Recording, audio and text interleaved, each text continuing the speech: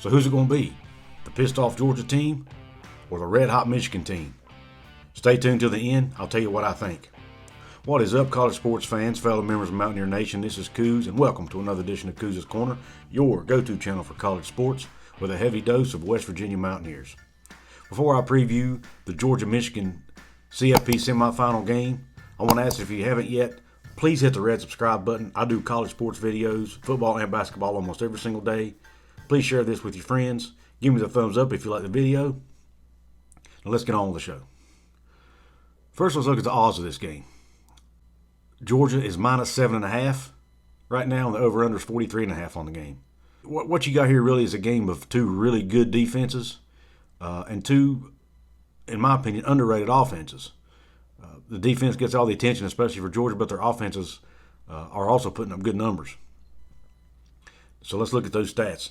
Points per game, you got Georgia at 39.4, Michigan at 37.7. Points allowed per game, Georgia at 9.5, Michigan 16.1. Total yards, Georgia's at 443, Michigan's at 452. Yards passing, Georgia 248, Michigan 228. Yards rushing, Georgia's at 195, Michigan 224. Yards allowed, Georgia 254, Michigan 316. Passing yards allowed, Georgia 172, Michigan 195. Rushing yards allowed, Georgia 82, and Michigan 122. So, and you look at those passing yards allowed, Georgia is third in the country in that category, and rushing yards allowed, they're third in the country as well. And Michigan is 22nd in pass yards allowed and 22nd in rush yards allowed. So you've got two top 25 defenses, but Georgia's defense has even been more elite, and they're a top 5 defense. But when you look at rushing yards, Michigan has the advantage. They're 10th in the country in rushing yards per game, whereas Georgia's 30th. And then in passing, Georgia has a slight advantage. They're 53rd in the country. Michigan is 67th in the country. So I tell you what, this is probably one of the hardest games I've ever had to preview because they're just so dang evenly matched in a lot of categories. I mean, I had a hard time finding statistics that one team had a big advantage in than the other one. I mean, they're very evenly matched. This is going to be a really, really, in my opinion, a really good football game and a really close football game, especially if you like defense. Some other team stats to dig a little deeper that weren't on this list. Turnover margin is one area where Michigan has a pretty big advantage. They are +5 on the year in turnover margin, whereas Georgia is even at 0. Red zone defense, Georgia has a big advantage here. They're number 1 in the nation, only allowing scores on 60% of their opponents inside the red zone, whereas Michigan is allowing scores on 80%, which is 46th in the country. When you look at third down defense, though, Michigan has a slight advantage. They're 13th nationally to Georgia's 19th, but there's only about 1% separating the two, so they're really close there. The one area of the game where Michigan has a big advantage statistically is punt returns. Punt return defense. Michigan has only given up 3.89 yards per punt return. That's good for 21st nationally. Georgia, on the other hand, they're giving up 10.6 yards per return, which is 105th nationally. So they have been prone to give up long punt returns, and it may be a special teams play or a field position game here because these two teams are so evenly matched on the defense and offensive sides of the ball. And Michigan also has blocked several kicks this year. They've blocked 3 punts this year and have blocked 4 field goals. So I think the special teams advantage goes to Michigan in this game. Is that going to be enough to pull out the win? I'll let you know at the end. Now let's look at some player stats. Look at the quarterbacks. You got Stetson Bennett, who's 148 out of 231, 2,325 yards. That's a 64.1% completion percentage. He has 24 touchdowns, 7 interceptions, quarterback rating of 176.8. You look at Caden McNamara from Michigan, 199 out of 308, 2,470 yards, 64.6% completion percentage, 15 touchdowns, 4 interceptions, 145.4 quarterback rating. So those quarterbacks are pretty matched as well in this game. I mean, it's just baffling when you look at almost every position. These teams are even. Rushing yards. Zamir White for Georgia, their leading rusher, 135 carries, 718 yards, 10 touchdowns, averaging 5.3 yards per carry. Hassan Haskins for Michigan, one of the top backs in the nation, 261 carries, 1,288 yards, 20 touchdowns, 4.9 yards per carry. Both of these teams have other backs that can hurt you as well, which I'll touch on in just a minute. Receiving yards, Brock Bowers, the star freshman tight end for Georgia, 47 receptions on the year, 791 yards, 11 touchdowns. Cornelius Johnson, leading receiver for Michigan, 38 receptions, 609 yards, 3 touchdowns. But just like I mentioned with Cincinnati and their quarterback, Ritter likes to spread the ball around to different receivers.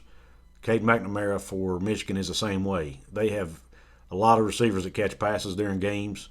They love to spread the ball around. They don't really have one dominant guy that takes over games. They just got a plethora of guys that can hurt you at any given time.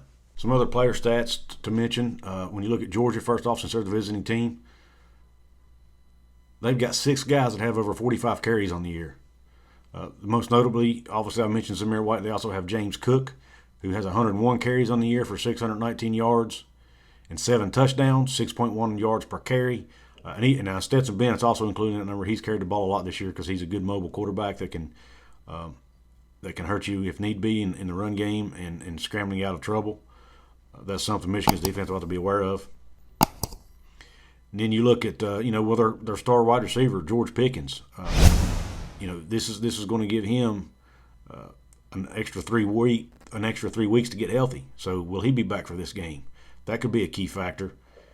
And that gives him a huge weapon on the outside. And then they've also got McConkey, Burton, and Mitchell, as well as some other guys that can hurt you in the pass game. And you look at some team stats, some other key team stats for Michigan. You got Blake Corum, the other running back behind Hassan Haskins, 141 carries, 939 yards, 6.7 yards per carry. I mean, they're going to have 2 backs. More than likely have 2 backs that are going to eclipse the 1,000-yard mark in the same season. That's extremely rare. And then they've got the backup quarterback, J.J. McCarthy, who they like to bring in RPO situations. That's another way they can hurt you. He can run the ball. He can pass the ball. He can hurt you multiple ways. And they love to switch things up. Their offensive coordinator, Gaddis, was just named Offensive Coach of the Year. Was just named Assistant Coach of the Year, I'm sorry. So, he can scheme up. What can he scheme up in this game to try to overcome this stout Georgia defense? I'll be anxious to see that. I think the coaching in this game is going to be as critical, if not more critical, than the players on the field. Some other key players from Michigan, you got wide receiver Roman Wilson, who's averaging 15.8 yards per catch.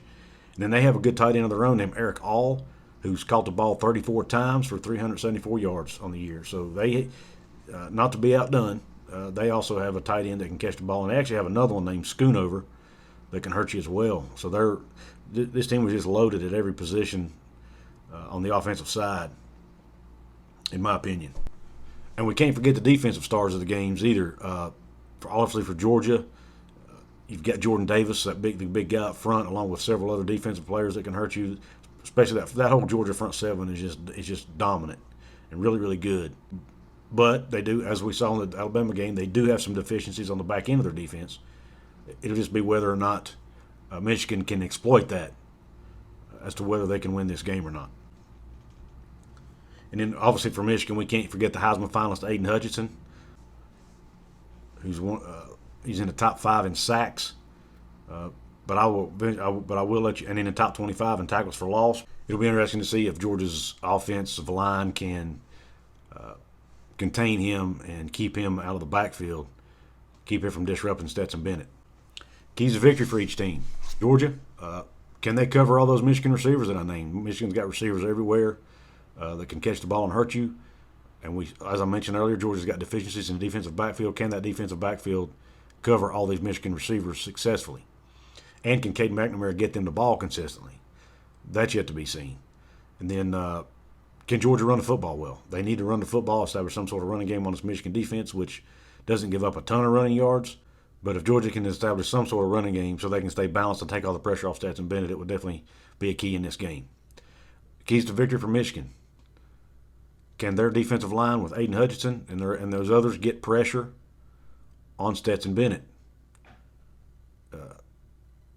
That's going to be key as well.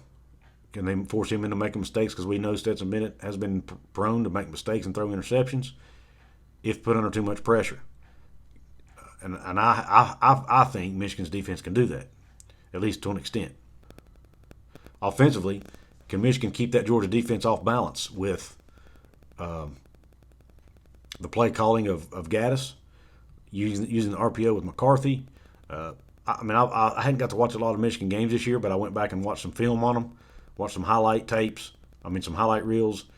And man, they will line up in multiple formations. They'll line up in two tight end sets.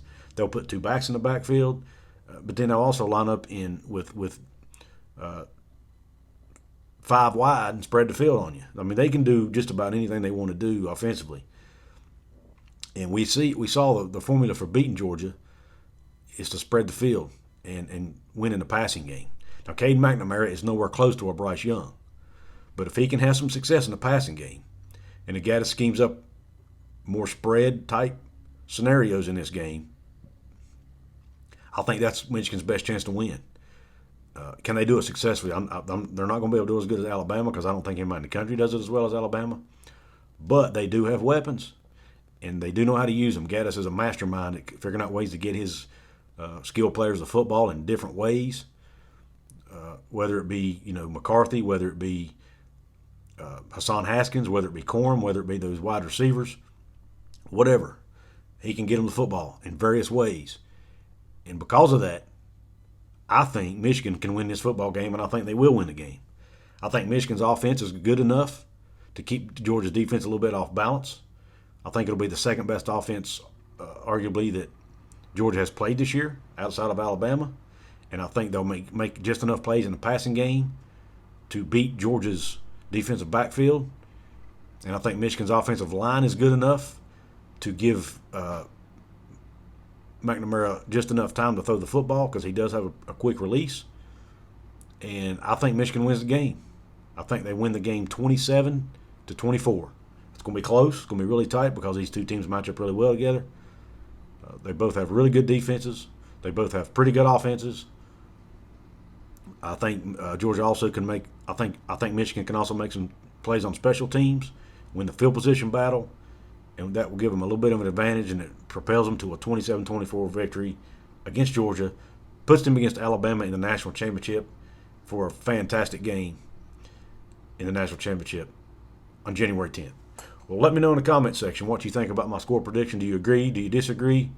Drop your score prediction for me if you don't mind. I want to hear what you think about this game. Who do you think wins, and what do you think the score will be? Also, if you liked the video, give me that thumbs up. Hopefully, if you watched to the end, that means you did, and I appreciate that. And also, don't forget to subscribe if you haven't yet.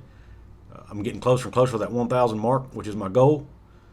Please help get me there. Share this with your friends that like college sports. I appreciate you tuning in. Until next time.